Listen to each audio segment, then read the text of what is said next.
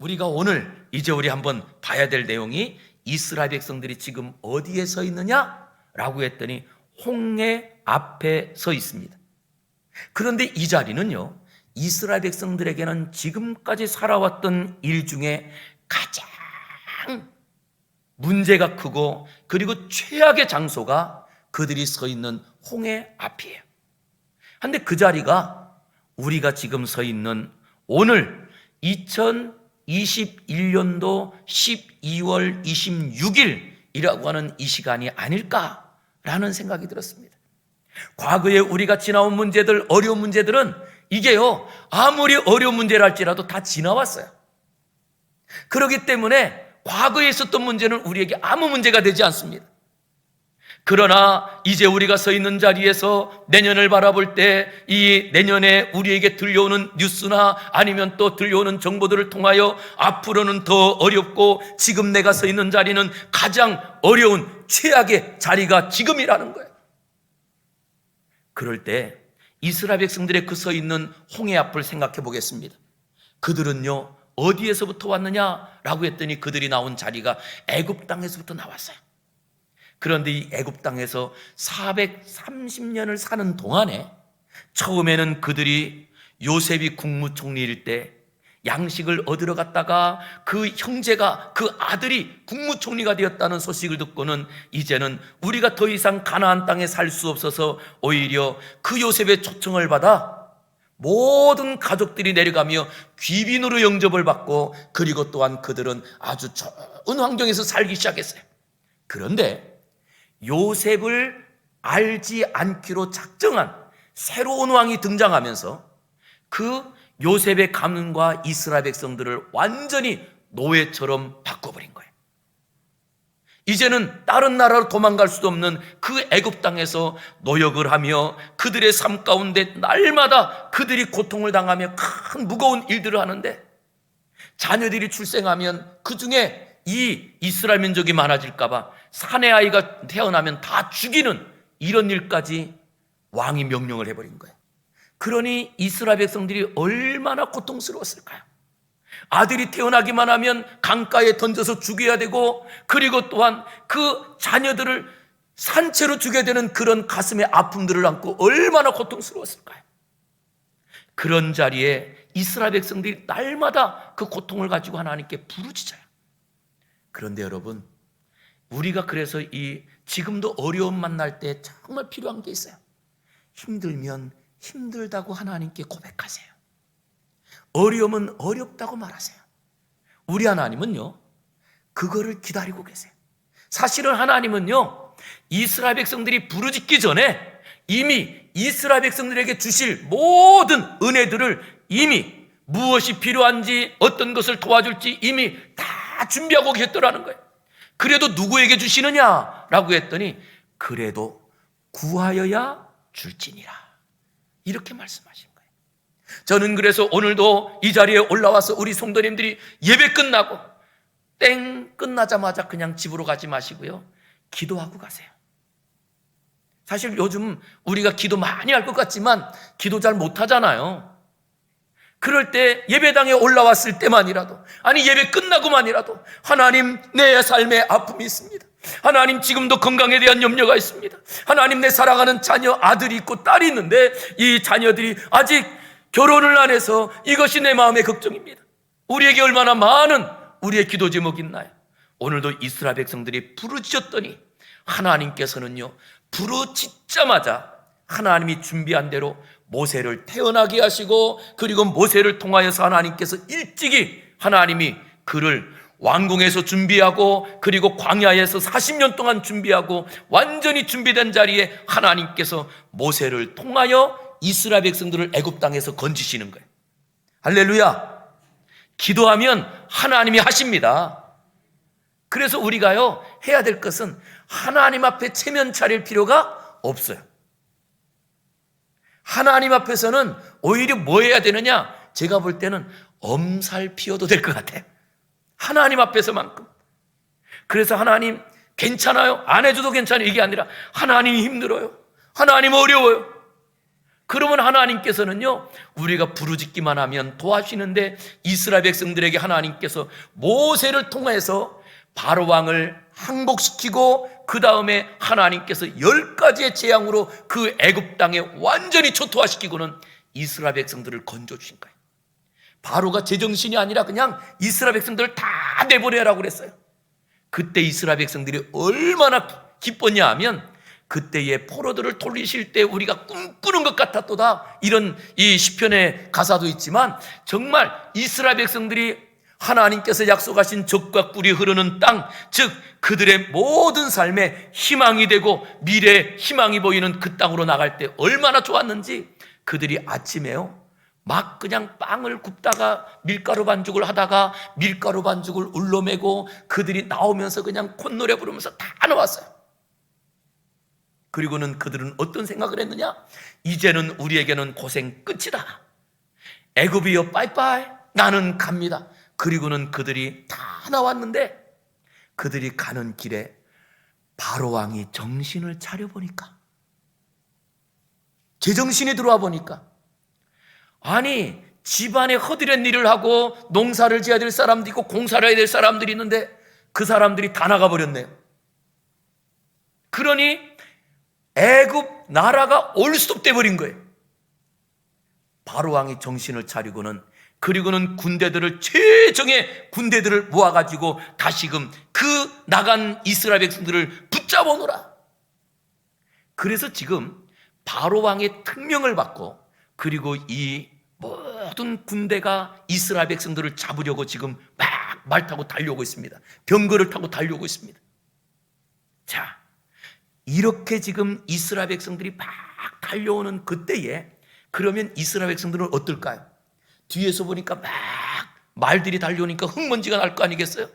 그러면서 이게 지금 몇 명이냐? 이스라엘 백성들이 나온 인구가요, 남자만 장정만 60만 명이요, 거기에 아내가 있을 것이고 그 다음에 자녀들이 있을 것이고 그 다음에 또 소수민족으로 이스라엘 백성 아닌 사람들까지도, 노예였던 사람들이 가라고 하니까 다 따라와 가지고요, 대략 최소한 200만 명 정도였다고 합니다, 이스라엘 백성들이.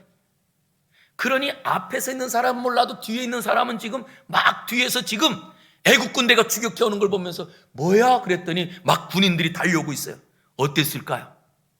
아마 이들은 그 두려움과 공포를 붙잡고 있단 말이에요. 그리고는 어떻게 하면 빨리 가자, 막 그러니 뒤에서 빨리 가니까 앞에서는 어떨까요? 막 우왕좌왕 하는데, 이때 하나님께서 이스라엘 백성들을 어디로 인도하는지 우리가 한번, 자, 본문 1절과 2절입니다.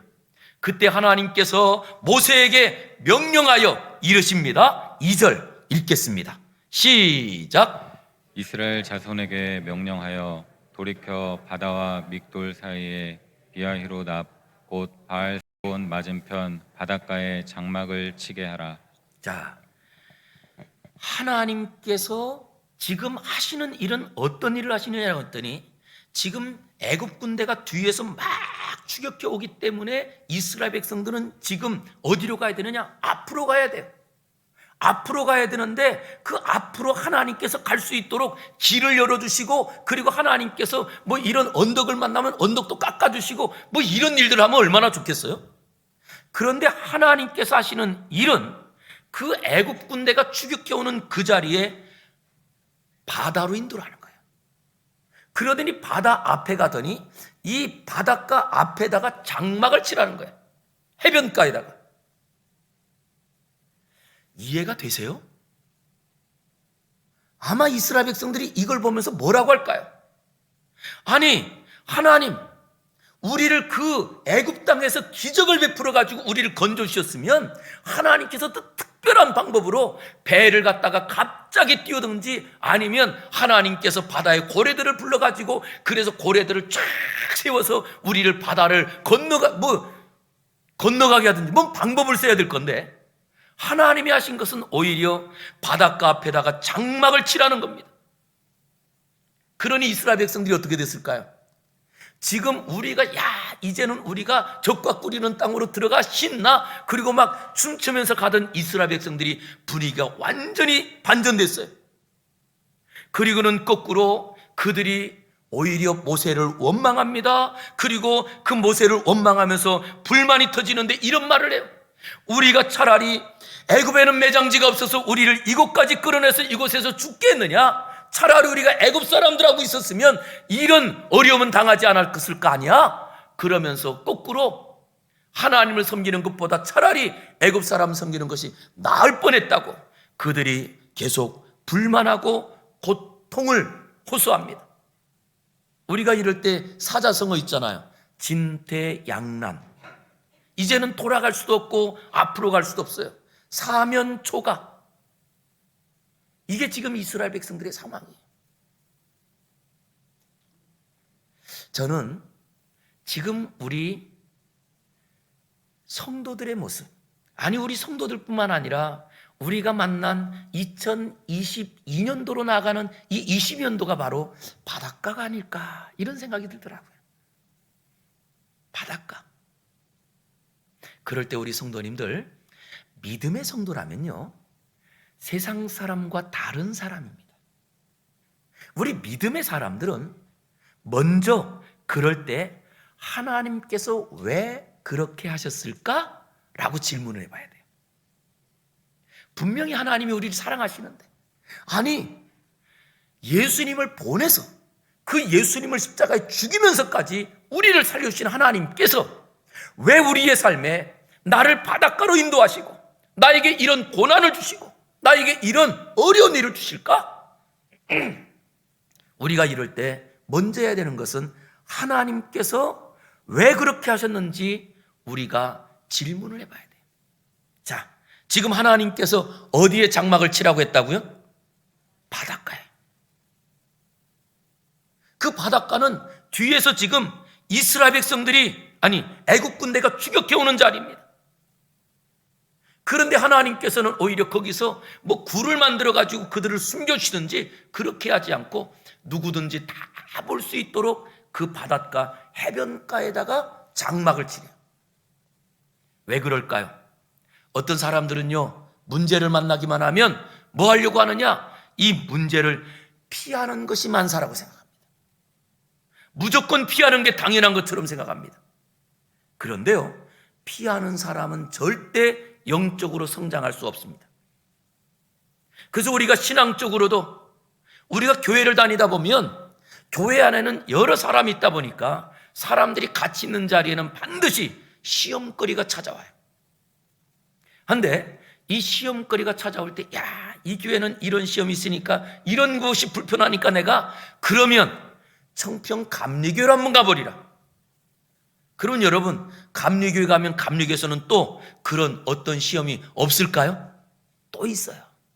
아니, 이 청평에서는 안 되겠네. 가평으로 한번 가볼까? 신가평 뛰러 가겠다. 그런다고 여러분 해결될까요? 안 돼요. 우리 하나님께서 지금 그러기 때문에 오늘 뭐라고 하시느냐? 너희는 애국 군대가 추격해오는 그 자리에 피하지 말고 돌아가려고 하지 말고 그 바닷가 앞에 여기다 아예 서 있으라는 말도 아니에요. 이 바닷가 앞에, 이 바닷가에 장막을 치고 아예 거기서 머물러 있어라, 이렇게 말씀하시는 거예요. 저는 우리 사랑하는 성도님들이 우리가 걸어가던 자리에 우리가 도저히 해결할 수 없는 일들을 만날 때에는 그 자리에 가만히 장막을 치고 서 있는 성도가 되기를 주의 이름으로 축원합니다. 자, 왜 그렇게 하시는지 그걸 우리가 알아야 되는데요. 왜 하나님께서 그런 명령을 하실까요? 우리를 그곳에서 애국 군대 밥이 되라고? 아니, 바다에 빠져서 다 물고기의 밥이 되라고? 아니에요. 4절, 하나님께서 지금 바로의 마음을 완악하게 한 것도 누구예요? 하나님이 그렇게 하셨다는 거예요. 내가 바로의 마음을 완악하게 했노라. 그리고 지금 그 바로가 군대를 꾸려가지고 이스라엘 백성들을 추격하게 한 것도 누가 한 거라는 거예요? 하나님이 한 거라는 거예요. 하나님이. 이유는 어디 있느냐라고 했더니 내가 그와 온 군대로 영광을 얻어. 오히려 그 애국 군대로 바로 왕으로 인하여 하나님이 높여주시고 하나님이 영광을 얻어. 이제는 이스라엘 백성들뿐만 아니라 애굽의 하나님을 믿지 않는 사람들에게도 하나님이 살아계신 분이라는 것을 알게 하려고 하나님이 펼친 하나님의 계획이라는 거예요. 우리의 삶이 마찬가지입니다. 저는 이 코로나가 하나님이 우리에게 주는 재앙이 아니라 오히려 코로나로 인하여 하나님의 영광을 얻기 위한 하나님이 주신 것인 줄 우리 사랑하는 성도님들 믿으시기 바랍니다. 우리의 삶에 닥치는 코로나뿐만 아니라 경제적인 어려움과 우리의 삶의 모든 이 어려움은요, 하나님이 주신 거예요. 왜 주셨느냐? 이유가 딱 하나 있습니다. 내가 그것으로 하나님의 이름이 높여지며 하나님의 이름이 온전히 영광받기 위하여, 하나님 없고 하나님을 무시했던 사람들에게도 하나님 정말 그분이 살아계시다는 것을 알게 하기 위하여 하나님의 계산이 뭔가요? 바로와 백성들의 생각과 다른 게 뭡니까? 오히려 인생에 찾아온 환난과 공경은 하나님의 영광을 위한 것이니라. 할렐루야. 이것이요, 예수님께서도 생전에 요한복음 9장에 보면 날 때부터 소경된 아이를 데려와서 제자들이 질문합니다. 예수님, 이 아이가 소경된 것이 조상 때문에 그런가요? 아니면 자기 때문에 그런가요? 그 당시에 예수님의 제자들뿐만 아니라 그 당시 모든 사람들은 아이가 불구로 태어나든가 아니면 우리가 이 땅에서 어떤 어려운 일을 당하면 그것은 분명히 죄 때문에 있는 일이라고 생각했던 거예요. 죄 때문에 있는 일. 그래서 제자들이 질문합니다. 지금 이 아이가 소경된 것은 조상 때문인가요? 아니면 자기 잘못 때문인가요? 그때 예수님께서 이런 말씀하세요. 부모 때문도 아니고 조상 때문도 아니고 자기 때문도 아니라 이 일은 하나님의 영광을 얻기 위하여 하나님께서 하신 일이라. 할렐루야. 그리고는 그 아이의 눈을 띄워주세요. 할렐루야. 지금도 마찬가지입니다.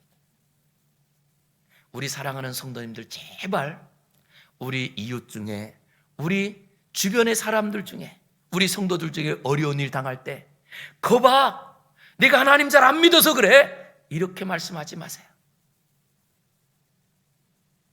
내가 기도해 줄게.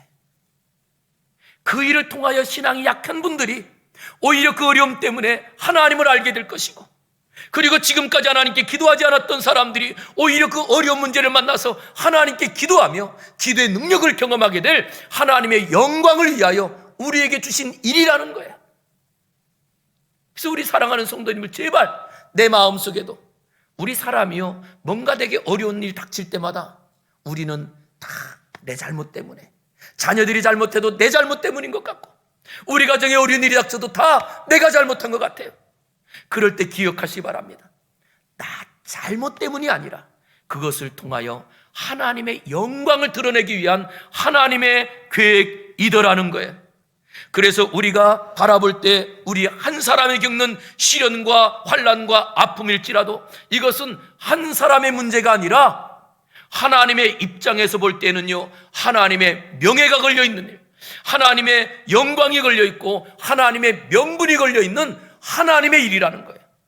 저는 우리 성도님들이 어떤 일을 보아도 이것은 내 일이 아니라 하나님의 이름이 걸려있는, 하나님의 그 영광이 걸려있는 일이라고 바라보며 거기서 하나님을 부지런히 찾는 은혜가 있기를 주의 이름으로 축원합니다. 그래서 하나님 뭐라고 하시느냐? 사랑이 감당할 시험 밖에는 우리에게 주신 일이 없나니 그 시험을 당할 즈음에는 피할 길을 내사 능히 너로 감당하게 하시느니라. 할렐루야.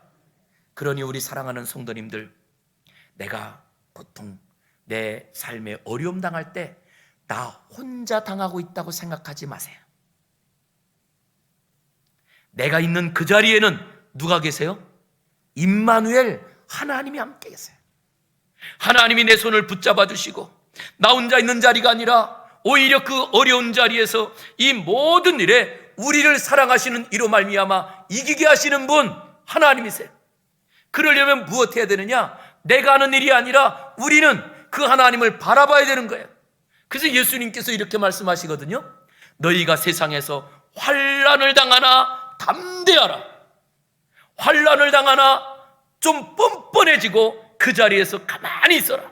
그리하면 너희가 세상을 이기리라. 이렇게 말씀하신 거예요. 왜냐? 예수님이 이기셨거든요. 오늘도 우리 사랑하는 성도님들, 내가 지금 예배를 드리는 이 자리에 내 몸이 나와 있지만, 목사님, 내 몸이 아니에요. 내 마음이 말이 아니에요. 잠도 안 오고요. 내 인생에 왜 이렇게 뭘 먹어도 맛이 없고요. 그런 우리의 인생의 개인적인 문제부터, 아니 우리의 가정의 경제적인 문제까지, 아니 우리가 살아가는 이 사회적인 문제까지 여러 문제가 있다 할지라도 이 싸움은 하나님의 싸움이에요. 하나님이 버리지 않고 하나님께서 해결하시고 하나님이 이기는 하나님의 싸움입니다. 꼭 기억하시기 바랍니다. 하나님이 우리를 절대 버리지 않는다는 사실을 믿으시기 바랍니다.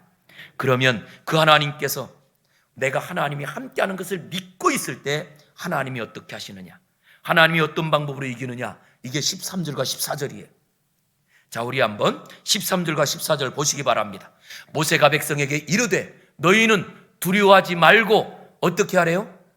가만히 서서, 장막을 친 자리에서 숨지도 말고, 거기서 뭐 두려워가지고 떨지도 말고 그냥 가만히 서서 여호와께서 오늘 너희를 위하여 싸우시는, 너희를 위하여 행하시는 구원을 보라. 너희가 오늘 본 애굽 사람을 영원히 다시 보지 아니하리라. 여호와께서 너희를 위하여 무엇 하신대요? 싸우시리니 너희는 어떻게 하래요? 할렐루야. 여기 가만히 있을지니라, 이거는 가만히 숨을 죽이고 있어라, 열중샷하고 가만히 있어라, 이 말이 아닙니다. 가만히 있으라는 말의 실제 의미는요 15절에 있어요. 가만히 있으라는 말은 뭐냐? 15절 읽어보겠습니다. 시작. 여호와께서 모세에게 이르시되 너는 어찌하여 내게 부르짖느냐? 이스라엘 자손에게 명령하여 앞으로 나아가게 하고. 예. 자, 14절에는 보니까 뭐라고 했었느냐? 너희는 가만히 있어라. 그리고 15절에는 그 다음에 우리에게 이스라엘 백성들이 어떻게 하느냐? 앞으로 나아가니라. 그러면 하나님이 가라는 거예요? 말라는 거예요? 가만히 있어라 그래 놓고 이스라엘 백성들이 나갔다. 이 이야기는 어떤 이야기냐? 지금 내가 갈까 말까? 이렇게 고민하는 말이 아니에요.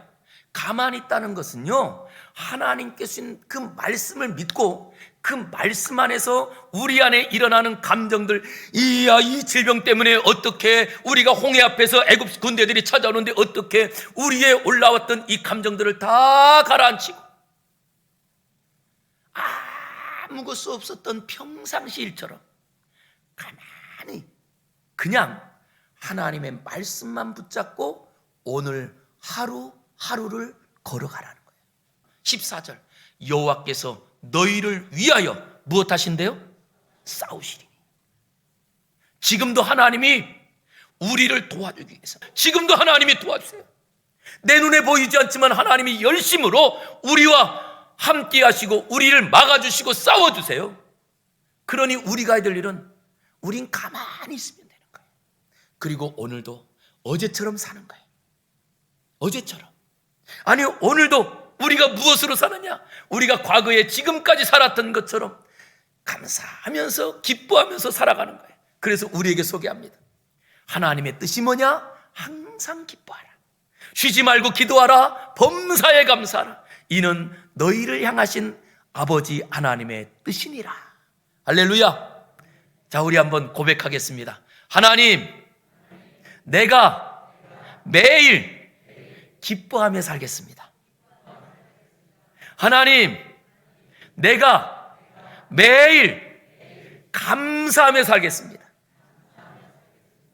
하나님, 오늘도 기도하며 나아갑니다. 이제는 평안 주시옵소서.